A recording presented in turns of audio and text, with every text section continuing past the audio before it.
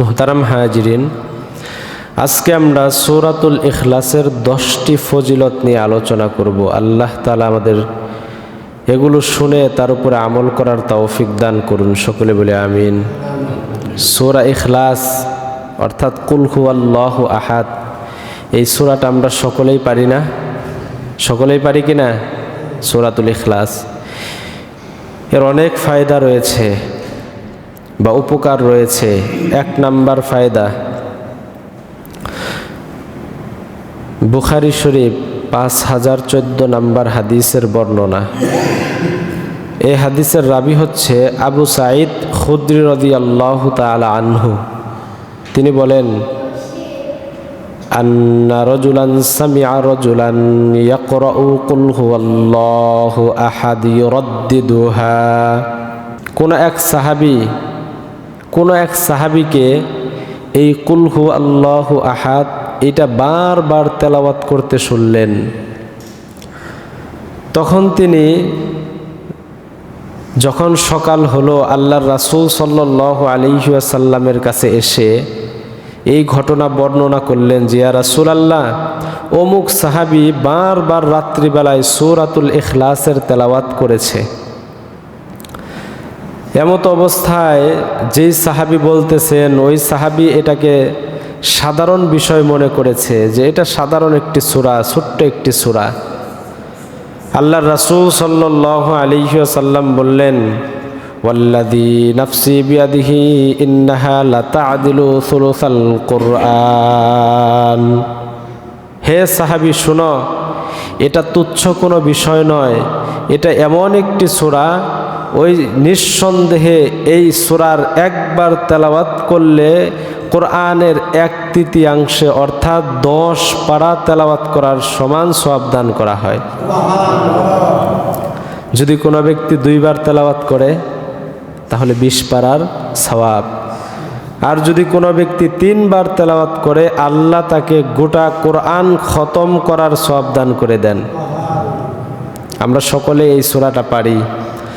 চাইলেই প্রত্যেক দিন কয়েক খতম কোরআন তেলাওয়াতের সওয়াব আমাদের আমলনামায় আমরা জমা করতে পারি। 3 বার পড়লেই তো 1 খতম, 6 বার পড়লে 2 খতম।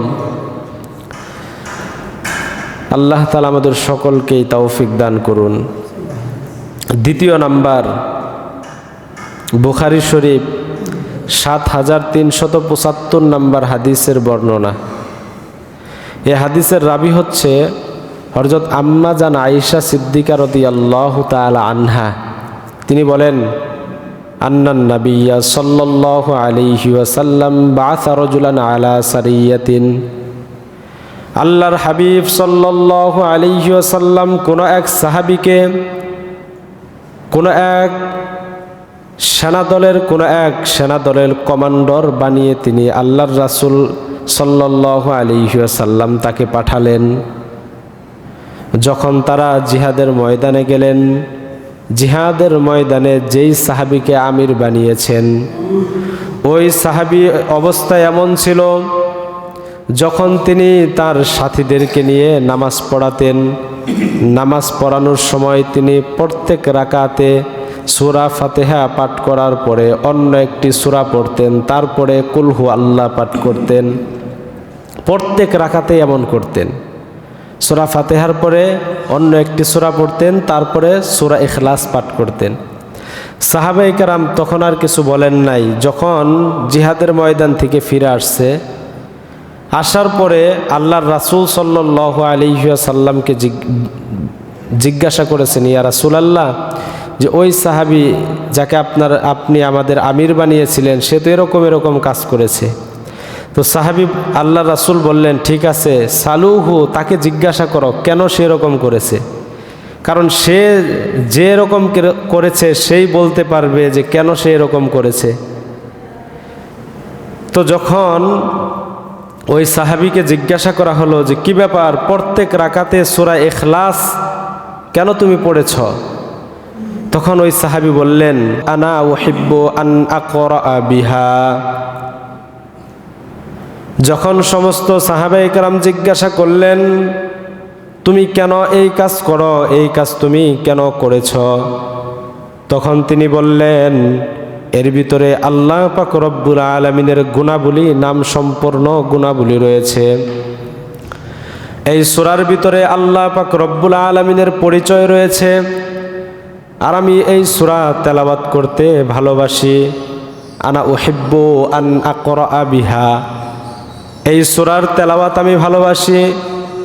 আল্লাহর হাবিব তখন ডেকে বললেন, ও সাহাবীরা শুনে রাখো, এই সাহাবীকে তোমরা খবর দিয়ে দাও, আন্নাল্লাহা ইউহিব্বুহু, যেহেতু ওই ব্যক্তি এই সূরাকে ভালোবাসে, আল্লাহ পাক রব্বুল আলামিনও ওই ব্যক্তিকে ভালোবাসেন। সুবহানাল্লাহ। সে এই সূরাকে ভালোবাসে আর আল্লাহ ওই ব্যক্তিকে ভালোবাসেন।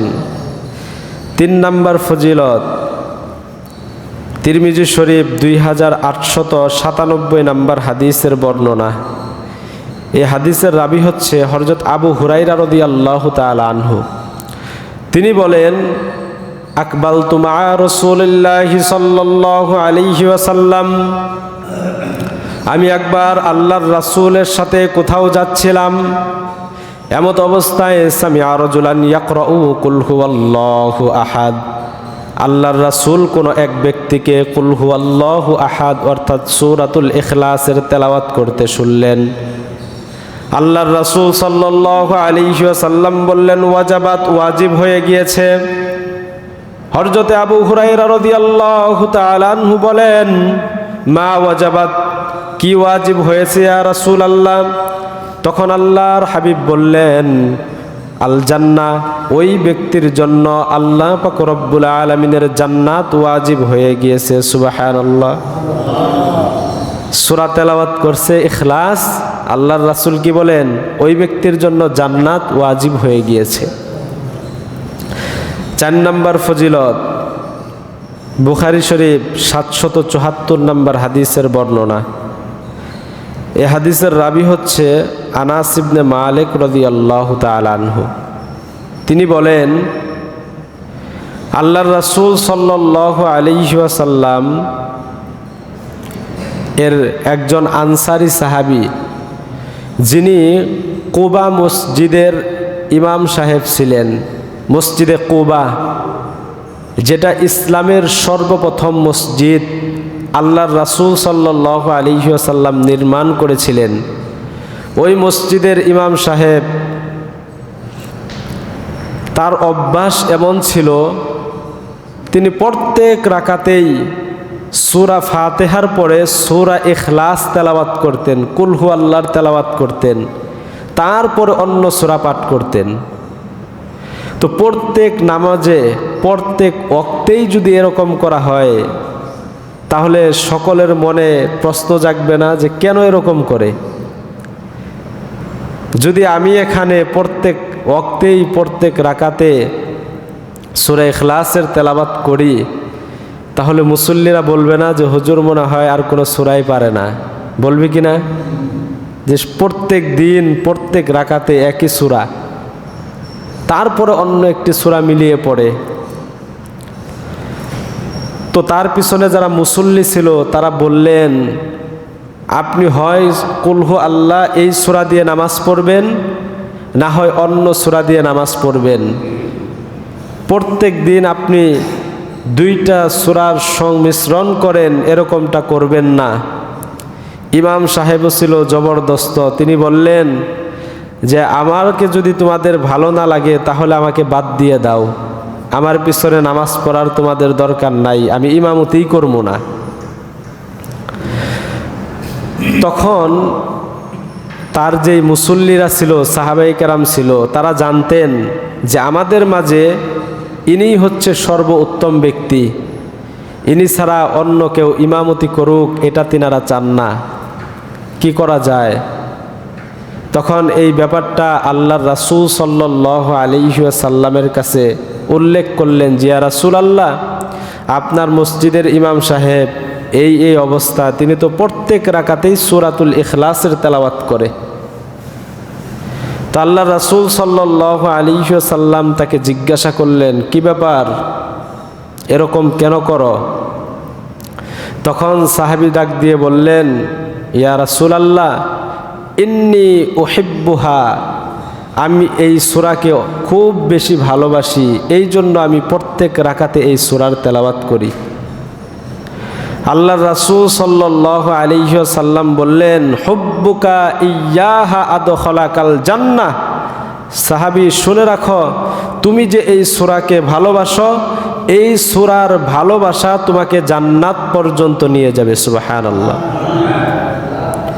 তুমি যে ভালোবেসে এই সূরা বেশি বেশি তেলাওয়াত করো, এই সূরার ভালোবাসা তোমাকে আল্লাহ পাক রব্বুল আলামিনের জান্নাত পর্যন্ত পৌঁছে দিবে। সুবহানাল্লাহ।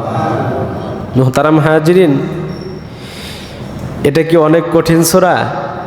আমরা সকলেই পারি।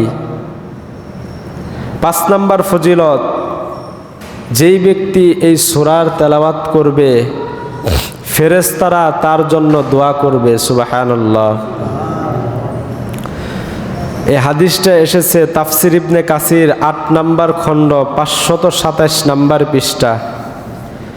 এই হাদিসের রাবি হচ্ছে হযরতে আনাস রাদিয়াল্লাহু তাআলা আনহু। তিনি বলেন, আমরা একবার আল্লাহ রাসূল সাল্লাল্লাহু আলাইহি ওয়াসাল্লামের সাথে তাবুকের ময়দানে ছিলাম, তাবুক যুদ্ধের সময়। ওই সময় আমরা লক্ষ্য করতে পারলাম সূর্যের আলো কমে যাচ্ছে এবং সূর্যের যেই অবস্থা ছিল সেটা আর নাই।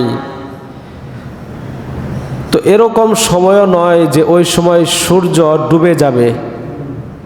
আমরা ভাবতেছিলাম হয়তো সূর্য গ্রহণ হয়েছে।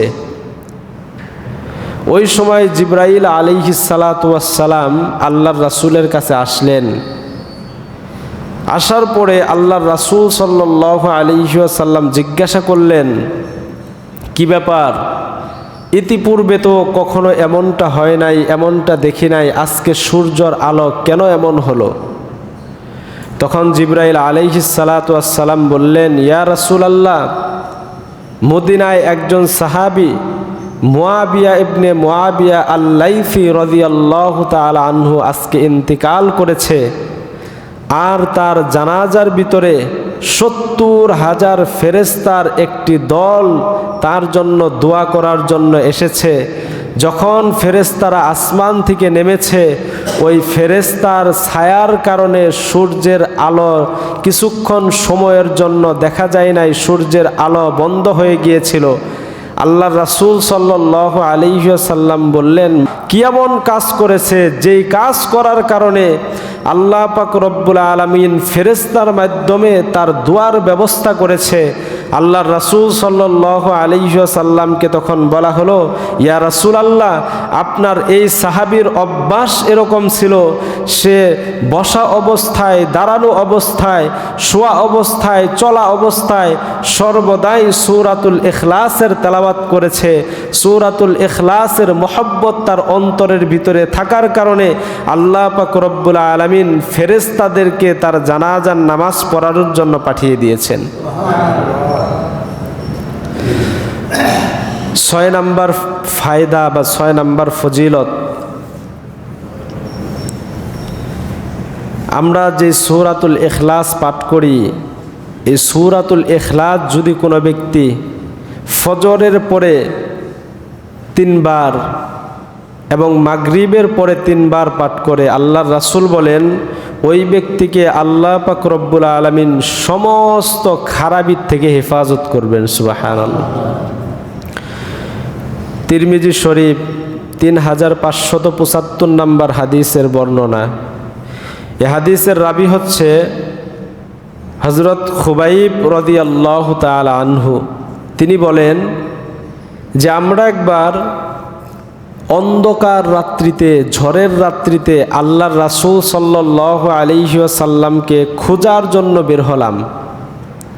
আমাদের মাঝে আল্লাহর রাসূল ছিলেন না। কেন খুঁজতেছিলাম? যাতে করে আল্লাহর রাসূল আমাদেরকে নিয়ে নামাজ পড়ান। এক পর্যায়ে আমরা আল্লাহর রাসূলকে পেলাম। আল্লাহর রাসূল আমাদেরকে পেলেন, পাওয়ার পরে বললেন, কুল, পাঠ করো। আমরা কোনো কিছুই পাঠ করলাম না। পুনরায় বললেন, কুল, পাঠ করো।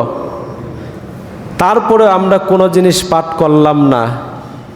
আমি যদি আপনাদেরকে বলি আপনারা পাঠ করেন, কি পাঠ করবেন? কোনো কিছু পাঠ করবেন? তো বলবেন যে হুজুর কি পাঠ করব? যখন 3 বার আল্লাহর রাসূল বললেন কুল পাঠ করো, তখন সাহাবী বললেন, সাহস নিয়ে বললাম, মা আকুলু, কি পাঠ করব ইয়া রাসূলুল্লাহ? তখন আল্লাহর রাসূল বললেন, কুল কুল হুয়াল্লাহু আহাদ ওয়াল মুআউযিজাতাইন হিনা ইউমসি ওয়া হিনা ইসবিহু সালাসা মাররাতিন। ওই মুহূর্তের ভিতরে আল্লাহর হাবিব বললেন, ও সাহাবী তুমি পাঠ করো কুল হুয়াল্লাহু আহাদ, এই সূরা পাঠ করো এবং সূরা ফালাক এবং নাস পাঠ করো। যখন সকাল হয় ওই সকাল বেলায় 3 বার পাঠ করবা, এবং যখন সন্ধ্যা হয় ওই সন্ধ্যা বেলায় 3 বার পাঠ করবা। এই 3 বার করে এই 3টি সূরা পাঠ করার কারণে আল্লাহ পাক রব্বুল আলামিন দিনের যত খারাপি রয়েছে, রাত্রিবেলার যত খারাপি রয়েছে, সমস্ত খারাপি থেকে আল্লাহ পাক রব্বুল আলামিন তোমাকে হেফাজত করবেন। আপনারা যখন সকালবেলায় ফজরের নামাজ পড়ে কাজে বের হন, এই সূরাগুলো 3 বার করে পাঠ করবেন। সন্তানদেরকে এই সূরাগুলো শিক্ষা দিবেন। যেই সমস্ত ছোট্ট বাচ্চাদেরকে স্কুলে পাঠান, যদি তারা পড়তে না পারে নিজেরা পড়ে শরীরের ভিতরে ফু দিয়ে দিবেন। যত প্রকার খারাপি রয়েছে আল্লাহ তাআলা খারাপির থেকে হেফাজত করবেন। রাত্রিবেলায় যখন শুতে যাবেন, শোয়ার সময় এই সূরাটা 3 বার করে পাঠ করবেন। সূরা ইখলাস, সূরা ফালাক, সূরা নাস, এই 3টি সূরা 3 বার করে 9 বার পাঠ করে তারপরে শুতে যাবেন। রাত্রিবেলার যত খারাপি রয়েছে আল্লাহ পাক রব্বুল আলামিন রাত্রিবেলার সমস্ত খারাপির থেকে আপনাকে হেফাজত করবে ইনশাআল্লাহ। 7 নম্বর ফজিলত, 10 বার পাঠ করা। আল্লাহ রাসূল সাল্লাল্লাহু আলাইহি ওয়াসাল্লাম বলেন, যারা সূরাতুল ইখলাস 10 বার পাঠ করবে আল্লাহ তাআলা তাদের জন্য জান্নাতে একটি প্রাসাদ নির্মাণ করে দিবেন। জান্নাতে প্রাসাদ, এটা একটু এত সহজ মনে করলেন? দুনিয়াতে একটা বাড়ি বানাইতেই কত কষ্ট। যদি কোনো ব্যক্তি, হয়তো এটা দুনিয়াতে আল্লাহ তাআলা দিবেন না, যেই ব্যক্তি সূরাতুল ইখলাস 10 বার করে তেলাওয়াত করবে, আল্লাহর রাসূল সাল্লাল্লাহু আলাইহি ওয়াসাল্লাম বলেন, আল্লাহ পাক রব্বুল আলামিন তাকে জান্নাতে একটি প্রাসাদের মালিক বানিয়ে দিবেন। মুসনাদে আহমদ 15610 নম্বর হাদিসের বর্ণনা। قال رسول الله صلى الله عليه وسلم من قرأ قل هو الله أحد فيختم 10 مرات। আল্লাহর হাবিব সাল্লাল্লাহু আলাইহি ওয়াসাল্লাম বলেন, যেই ব্যক্তি 10 বার কুল হু আল্লাহ অর্থাৎ সূরাতুল ইখলাসের তেলাওয়াত করবে, বানাল্লাহু লাহু কাসরান ফিল জান্নাহ, ওই ব্যক্তির জন্য আল্লাহ পাক রব্বুল আলামিন জান্নাতের ভিতরে একটি প্রাসাদ নির্মাণ করে দেন। হযরতে উমর ইবনে খাত্তাব রাদিয়াল্লাহু তাআলা আনহু বললেন, ইয়া রাসূলুল্লাহ, তাহলে তো এই সূরাটা বেশি বেশি তেলাওয়াত করতে হবে। আল্লাহর হাবিব তখন ডাক দিয়ে বললেন, আল্লাহু আওসাতু ওয়া আতয়াবু, শুনো সাহাবী, আল্লাহ পাক রব্বুল আলামিন নিশ্চয় দান করার ব্যাপারে তিনি হচ্ছে আওসা, প্রশস্ত এবং সর্বোত্তম দাতা। অন্য এক হাদিসের ভিতরে আল্লাহর হাবিব বলেন, যেই ব্যক্তি সূরাতুল ইখলাসের তেলাওয়াত 10 বার করবে আল্লাহ পাক রব্বুল আলামিন তার জন্য জান্নাতে একটি প্রাসাদ নির্মাণ করে দিবেন। আর যেই ব্যক্তি 20 বার তেলাওয়াত করবে আল্লাহ পাক রব্বুল আলামিন তার জন্য জান্নাতে 2টি প্রাসাদ নির্মাণ করে দিবেন। আর যেই ব্যক্তি 30 বার কুল হু আল্লাহু আহাদের তেলাওয়াত করবে আল্লাহ পাক রব্বুল আলামিন ওই ব্যক্তির জন্য জান্নাতে 3টি প্রাসাদ নির্মাণ করে দিবেন। যেই ব্যক্তি 40 বার করবে তার জন্য 4টা, 10-এ একটি প্রাসাদ। মুহতারাম হাজিরিন, এর চাইতে সহজ আমল আর কোনো জিনিস নাই। সকলেই আমরা কম বেশি এই সূরা পারি, সকলেই পারি সূরাতুল ইখলাস। প্রিয় ভাইয়েরা, এরপরেও যদি পাঠ না করেন তাহলে এর চাইতে দুঃখের আর কোনো বিষয় নাই। এই জন্য এই সূরাটা বেশি বেশি তেলাওয়াত করবেন। আপনার জন্য জান্নাতে একটি প্রাসাদ নির্মাণ হবে। ঘর না, প্রাসাদ, ঘর না, একটা ঘর তো ছোট্ট একটা ঘর, প্রাসাদ নির্মাণ করবেন। রাজাদের মহল দেখছেন না? এই যে অনেক জায়গায় করুটিয়া আছে, যা দেখবেন জমিদার বাড়ি, বিশাল বাড়ি, ওরকম একটা বাড়ি আপনার জন্য আল্লাহ জান্নাতে প্রাসাদ নির্মাণ করে দিবেন।